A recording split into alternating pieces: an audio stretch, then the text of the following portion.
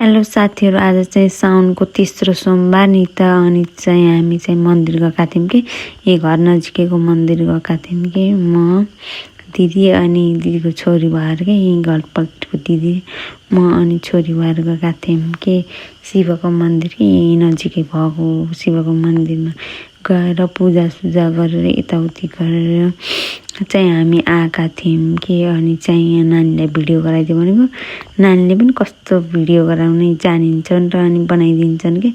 अनि चाहिँ हामीले चाहिँ यस्तरी ढोक्दियौँ, फोटोसोटो खिच्यौँ गऱ्यौँ, यताउति गऱ्यौँ र अनि यहाँ नानीलाई अनि उसमा माग भनेको त यस्तरी माग भनेको त मागेको थिइन् कि यिनले चाहिँ यी कानमा यस्तरी बोलेर माग भनेको। अनि हामीले पनि त्यही गऱ्यौँ। अनि त्यसपछि हामी चाहिँ मन्दिरबाट फर्क्यौँ साथीहरू।